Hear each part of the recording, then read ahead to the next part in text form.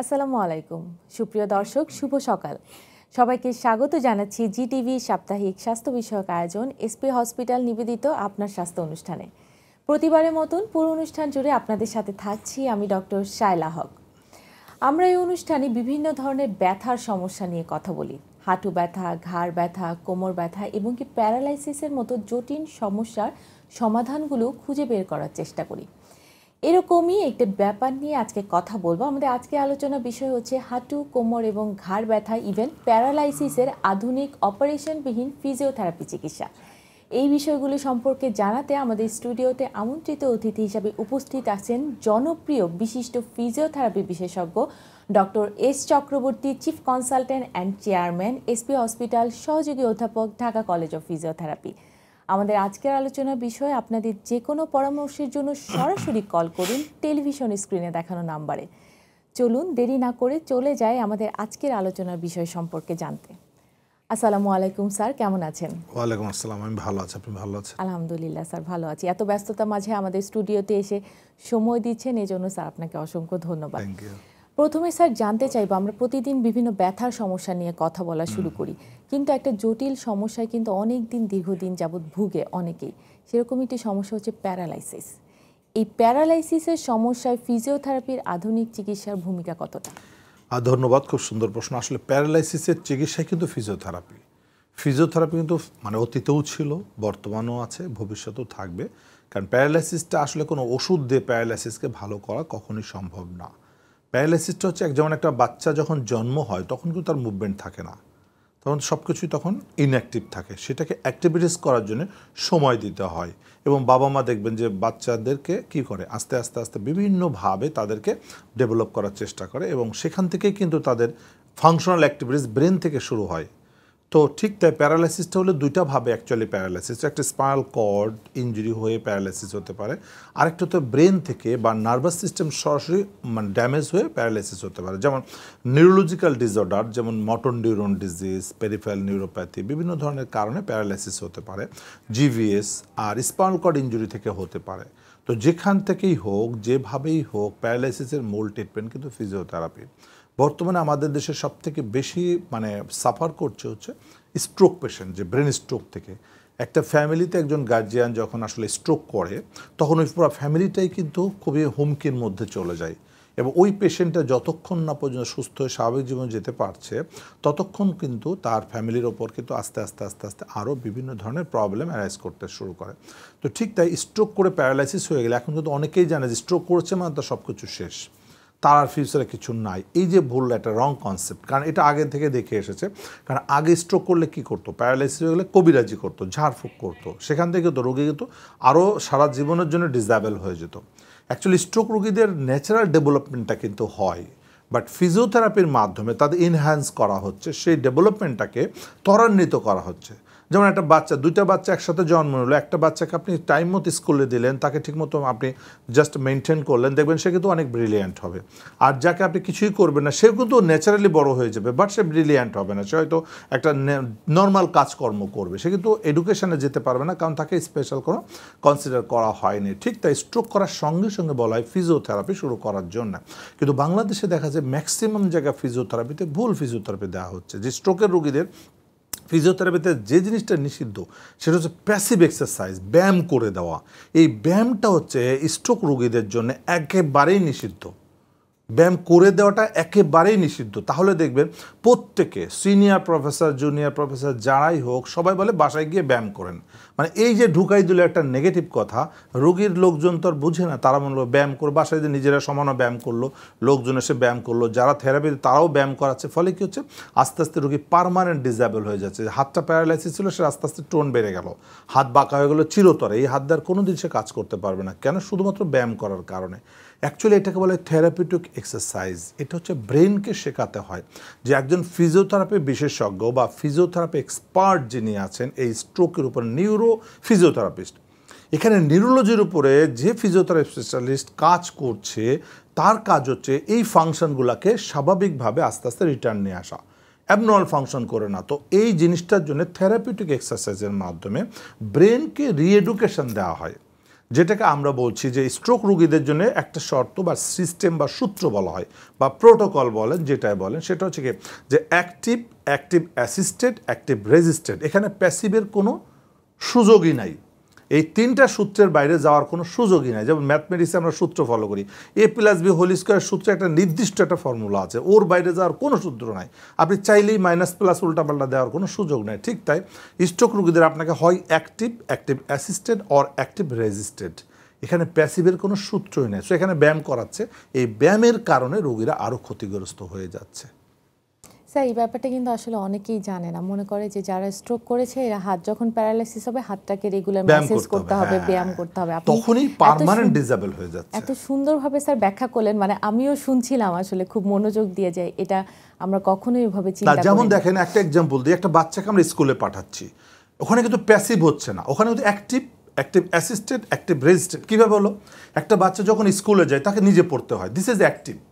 যেটা সে পারে না টিচার তাকে হেল্প করে, দিস ইজ অ্যাক্টিভ অ্যাসিস্টেন্ট। আর যখন সে পারে তখন তাকে বারবার বলায় তুমি লেখো, বারবার লেখো, যেটা পারমানেন্ট, দিস ইজ, এটা হলো অ্যাক্টিভ রেজিস্টেন্ট।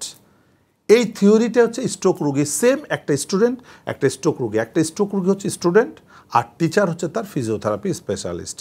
তো তাকে সেইভাবেই তাকে আস্তে আস্তে আস্তে তৈরি করতে হবে, কারণ সে তো ভুলে গেছে সব, তো ভুলে যাওয়াটাকে শেখাতে হবে। তার মানে এখানে রিএডুকেশন, মানে আগে যেটা ছিল জানতো সেটা ফরগেট, দেন সেটাকে তো আর এডুকেশন বলবো না, দিস ইজ মানে রিপিট করতে হবে। একটা কম্পিউটারে ভাইরাস ঢুকেছে, একটা সফটওয়্যার ডিলেট হয়ে গিয়েছে, আপনি কী করবেন? আরেকটা সফটওয়্যার ঢুকাইতে হবে। সফটওয়্যারটা সঠিকভাবে না ঢুকান তাহলে কিন্তু সেটা কাজ করবে না। ঠিক তাই আমাদের ব্রেন যখন স্ট্রোক করে একটা পোর্শন থেকে একটা সফটওয়্যার ডিলেট হয়ে যায়, সেটা জাস্ট হোয়াইট স্ক্রিন হয়ে যাচ্ছে, ওখানে কিছুই থাকে না। ওখানে আমাকে সঠিক ওয়েতে আবার লিখতে হবে যে সে কী করবে, কিভাবে চলবে, কিভাবে হাত মুভ।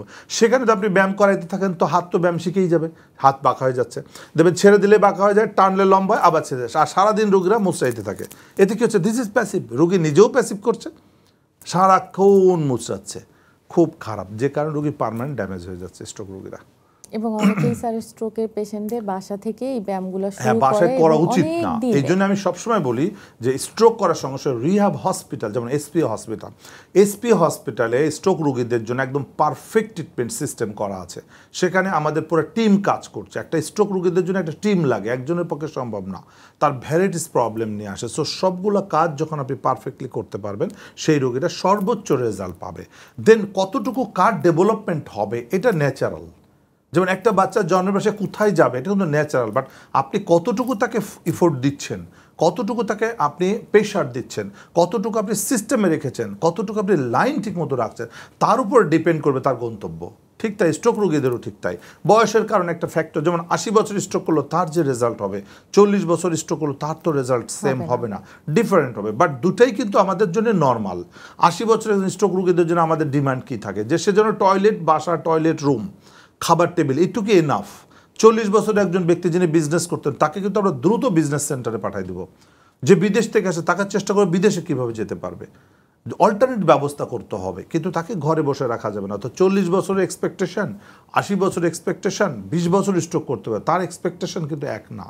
সো ডিপেন্ড করবে যে কার বয়স কত, রোগীর কী কন্ডিশন, কী ড্যামেজ আছে, সেটার উপরে অ্যাসেসমেন্ট করে ডিজাইন করা হয়। যেমন একটা বিল্ডিংয়ের ডিজাইন করা হয়, একটা 20 তলা বিল্ডিংয়ের ডিজাইন, একটা 3 তলা বিল্ডিংয়ের ডিজাইন, একটা কাঠের ঘরের ডিজাইন, একটা মাল্টি স্টোরেড বিল্ডিংয়ের ডিজাইন কোনদিন এক হবে না, বিভিন্ন ধরনের ডিজাইন। সো এই ডিজাইনের জন্য যেমন একজন ইঞ্জিনিয়ার লাগে, একজন ডিজাইনার ইঞ্জিনিয়ার লাগবে, ঠিক তাই একজন রোগীকে সেম ওয়েতে একজন ডিজাইনার, ফিজিওথেরাপি বিশেষজ্ঞ বা ফিজিওথেরাপি প্রফেসর লাগবে।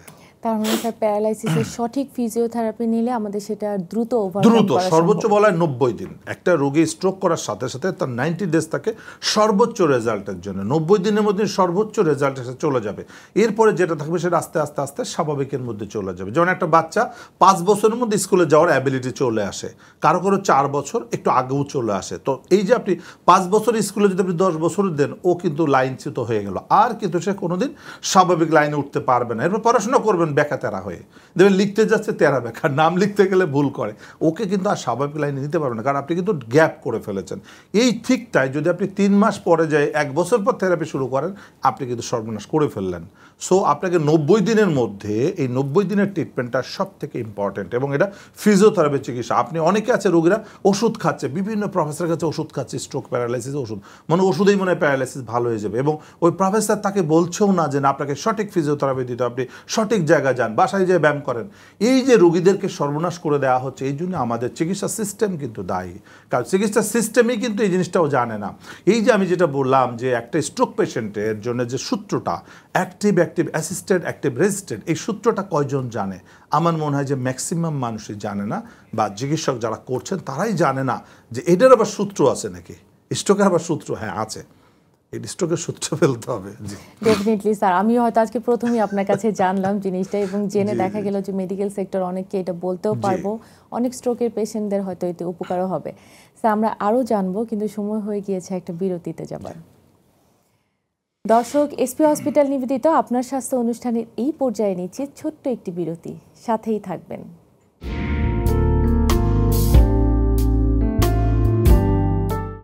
বিরতির পর সবাইকে আবারও স্বাগত জানাচ্ছি এসপি হসপিটাল নিবেদিত আপনার স্বাস্থ্য অনুষ্ঠানে। আমরা কথা বলছিলাম প্যারালাইসিসের আধুনিক ফিজিওথেরাপি চিকিৎসা নিয়ে। আমরা আবার আমাদের স্যারের কাছে ফিরে যাচ্ছি। স্যার, একজন দর্শক আছেন অপেক্ষায়। আসসালামু আলাইকুম দর্শক, নাম ঠিকানা এবং বয়স বলে প্রশ্নটি করুন। দর্শক শুনতে পাচ্ছেন? হ্যালো। জি, আমরা শুনতে পাচ্ছি। আসসালামু আলাইকুম, নাম বলে প্রশ্নটি করুন।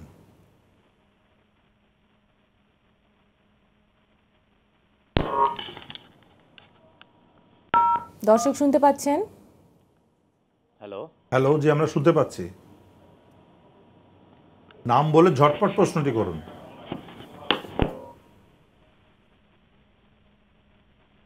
দুঃখিত, লাইনটা কেটে গিয়েছে, আপনি আবার চেষ্টা করুন। স্যার যেটা বলছিলেন প্যারালাইসিসের চিকিৎসা নিয়ে, ফিজিওথেরাপি আপনি বললেন 90 দিনের মধ্যে সর্বোচ্চ ভালো হওয়া সম্ভব। যারা প্রিভিয়াসলি অলরেডি সাফারার, মানে অনেক দিন যাবত ভুগছেন, তাদের ক্ষেত্রে ট্রিটমেন্ট ব্যবস্থাটা কেমন? অবশ্যই তাদের ক্ষেত্রে যারা বিছানায় পড়ে আছে, অনেক স্ট্রোকের রোগী দেখবেন বিছানায় পড়ে আছে 3 বছর 4 বছর 5 বছর, বেডসোর হয়ে গিয়েছে, কারণ তারা জানেই না কেন ঘা হচ্ছে। বেডসোর মানে শুয়ে থাকতে থাকতে ঘা হয়ে যাচ্ছে, তো তাদেরও ফিজিওথেরাপি চিকিৎসা দিতে হবে। বাট তাদের ডেভেলপমেন্ট হবে, ওই যে বললাম যে 5 বছরের বাচ্চাকে আপনি 10 বছর স্কুলে দিলে যে রেজাল্ট পাবেন ওরকম আর কি, বাট হবে, অবশ্যই হবে।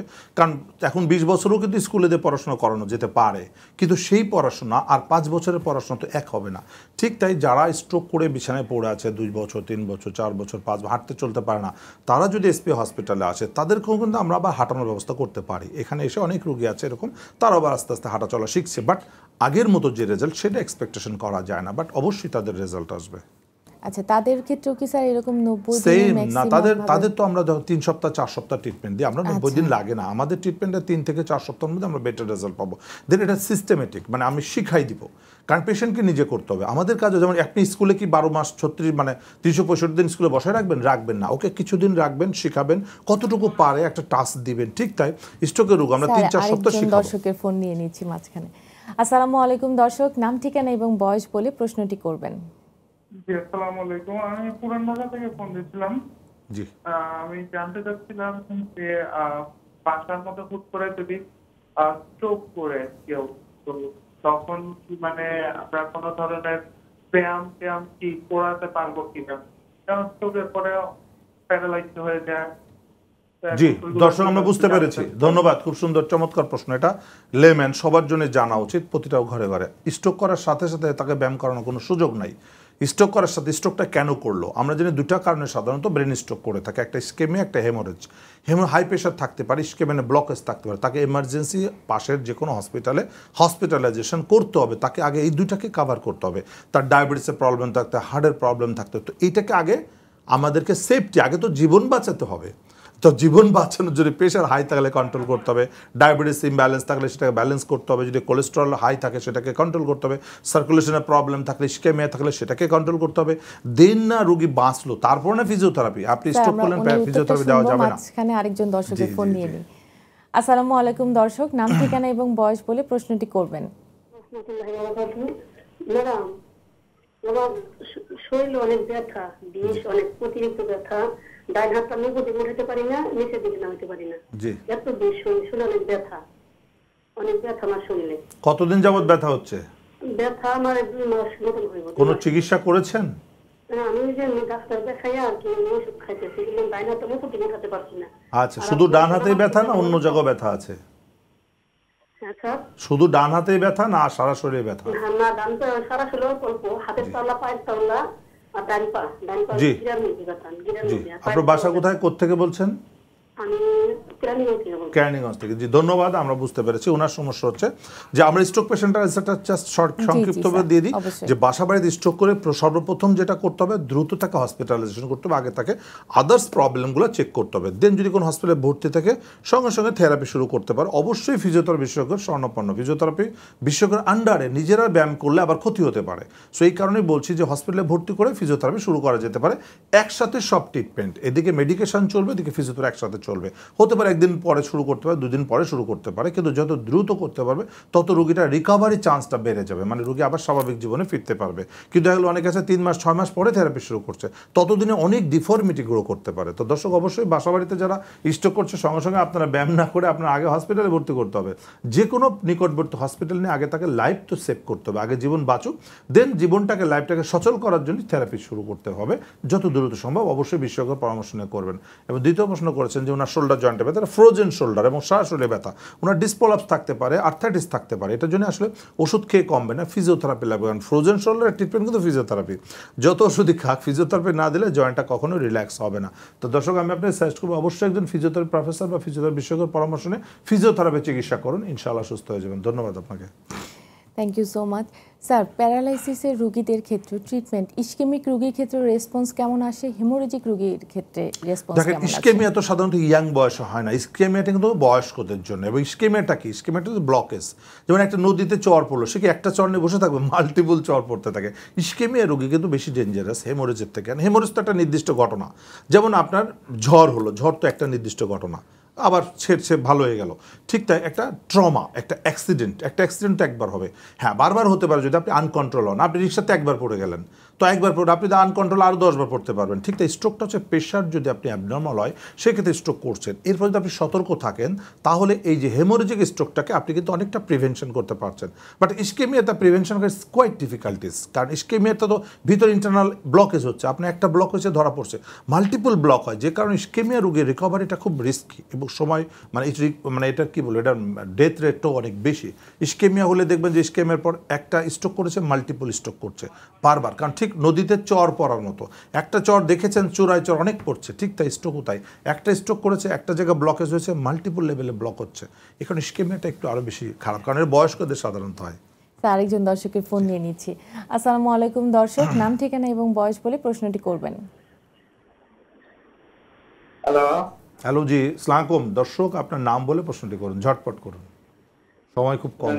জি, আমার নাম আব্দুল হক, আমি ডেমরা সোনাপাড়া থেকে বলছিলাম। জি, জি, আপনার অনুষ্ঠানটা দেখতেছি আমি। জি, গুড। কি সমস্যা? আমার ওয়াইফের আপনার মাজারাটা এটা দীর্ঘ প্রায় 15-16 বছর আগ থেকে। তো আমি তখন কনককান্তি বড়ুয়া স্যারে দেখাইছিলেন, তিনি চেয়ারম্যান ছিল, উনি সেজন্য সাজেস্ট করছিল। তো ওষুধ খাওয়ার পরে দেখা গেছে যে এফেক্ট হয়, আরো পার্শ্ব প্রতিক্রিয়া দেখা যায়। জি, এভাবে আমরা কিছুদিন ওষুধ খাওয়ার পরে কমপ্লিটলি বন্ধ করে দিয়েছি, ওষুধ খেতে চাই না, যেহেতু সাইড এফেক্ট হয়। তো আপনার অনুষ্ঠানটা আমি মাঝে মধ্যে দেখি এখানে।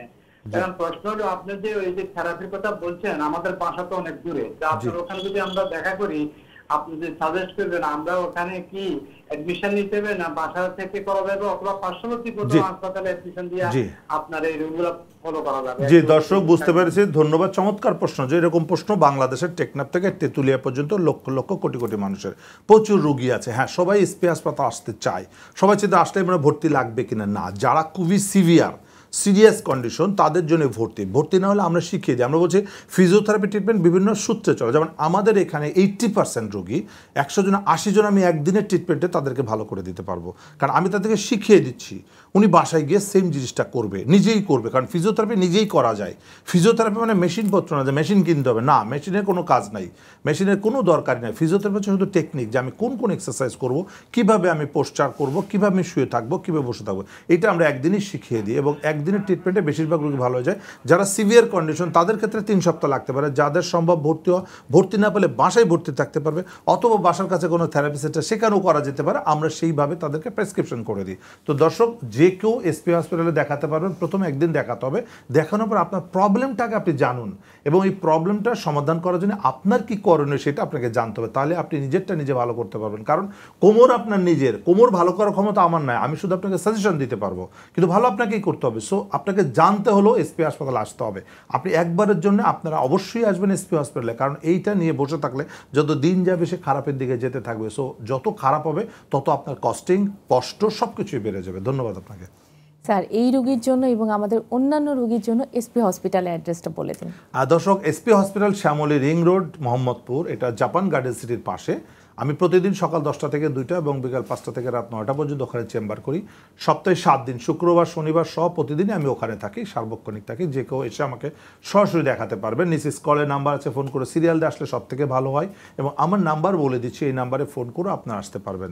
0179 355 7825। আমি আরেকবার বলছি, 0179 355 7825। এই নাম্বারে ফোন করে এমার্জেন্সি ক্ষেত্রে আপনাকে ফোন করে আপনার সিরিয়াল দিয়ে অবশ্যই আমার সঙ্গে দেখা করতে পারবেন। এবং ইনশাল্লাহ একবারের জন্য দেখা করবেন, পরবর্তীতে আসবেন কি আসবেন এটা পরে ডিসিশন নিতে পারবেন। ধন্যবাদ সকলকে। স্যার, একজন দর্শক আছেন অপেক্ষায়। আসসালামু আলাইকুম দর্শক, নাম, ঠিকানা এবং বয়স বলে প্রশ্নটি করবেন। দর্শক শুনতে পাচ্ছেন? জি, শুনতে পাচ্ছি। জি জি, আপনার বলুন। নাম বলে প্রশ্নটি করুন, ঝটপট করুন। চট্টগ্রাম থেকে বলছি, জি চট্টগ্রাম থেকে। জি বলুন। আমার বয়স হচ্ছে 40 বছর। আমার হাঁটু ব্যথা, মাথা ব্যথা আর ওই গ্যাডি। জি, কতদিন ব্যথা হচ্ছে? আজকে প্রায় মাস 2 মাস। কোনো চিকিৎসা করেছেন? চিকিৎসা ওষুধ খেয়েছি আর কি। ওষুধ খেয়েছেন? কোনো, আপনার বয়স কত? বয়স কত? জি, বয়স কত আপনার? বয়স 40। 40। জি ধন্যবাদ। দেখেন, 40 বছর বয়সে এত ব্যথা হওয়ার কথা না। 40 বছরের ঘাড় ব্যথা, কোমর ব্যথা, হাঁটু ব্যথা, মাথা ব্যথা, সব জায়গায় ব্যথা, মানে ওনার ডিসপোলাপস হচ্ছে। ওনার মেরুদণ্ড স্পাইনের সমস্যা, উনি ইমব্যালেন্স, যেমন রানা প্লাজে ভেঙে পড়ে গেল। কেন? ফাউন্ডেশন দুর্বল। তো একজন ব্যক্তি যদি বডি আনফিট হয়ে যায় তখন তার বিভিন্ন জয়েন্ট তখন ইঞ্জুরি হতে থাকে। তারপর প্রথম ইঞ্জুরি হয় কোমর, তারপর ইঞ্জুরি হয় ঘাড়, তারপর ইঞ্জুরি হয় হাঁটু, আস্তে আস্তে আস্তে রোগী খারাপের দিকে যেতে থাকে। এটাকে ওষুধে কাজ হবে না। যত ওষুধ খাবে ব্যথা কমবে, আরও খারাপ হবে। ওষুধ খাবে আরও খারাপ হবে। দর্শক, ওষুধ খাওয়া বন্ধ করে আপনি একজন ফিজিওথেরাপি প্রফেসরের শরণাপন্ন হয়ে ফিজিওথেরাপি চিকিৎসা করতে হবে। অবশ্যই একটা এমআরআই করে দেখে নেবেন মেরুদণ্ডে আপনার ডিসপোলাপস আছে। 3 থেকে 4 সপ্তাহ ফিজিওথেরাপি চিকিৎসা নিলে ইনশাল্লাহ সুস্থ হয়ে যাবেন। ধন্যবাদ আপনাকে। স্যার, আমাদের প্যারালাইসিস রোগীদের জন্য তাৎক্ষণিক ব্যবস্থা নিয়ে ছোট্ট একটা উপদেশ দেন। প্যারালাইসিস আসলে সিগন্যাল দেয় কিন্তু আগে থেকে। যেমন অনেক সময় মুখের সমস্যা হতে পারে, কথা বলতে সমস্যা হতে পারে, হাত বা পায়ে কোথাও কোনো সিগন্যাল দিতে পারে যে একটু অবশ অবশ লাগছে বা অসর হয়ে যাচ্ছে, বা হাঁটতে চলতে গেলে তার ব্যালেন্স থাকছে না, কথাবার্তা অসংলগ্ন। সাথে সাথে অবশ্যই কোনো চিকিৎসকের শরণাপন্ন হতে হবে। প্রথমত দেখতে হবে তার বয়স এবং তার যেটা একজন চিকিৎসক বুঝবে। চিকিৎসকের কাছে গেলে সবচেয়ে ভালো, এখন তো বাংলাদেশের প্রত্যেকটা জায়গায় হাতের কাছেই কিন্তু হসপিটাল বা ক্লিনিক আছে। অবশ্যই দ্রুত, কারণ স্ট্রোক রোগীর বাসায় রেখে নিজেদের চিকিৎসা করার মতো উচিত না। অবশ্যই দ্রুত হসপিটালে নিতে হবে। যত দ্রুত হসপিটালে নেবে তত তার ড্যামেজটাকে প্রিভেন্ট করতে পারবে। স্যার, আপনাকে অসংখ্য ধন্যবাদ এত ব্যস্ততার মাঝে আমাদের স্টুডিওতে এসে দর্শকদের সময় দেওয়ার জন্য। আপনাকেও ধন্যবাদ। দর্শক, শেষ করব আমাদের আজকের আয়োজন।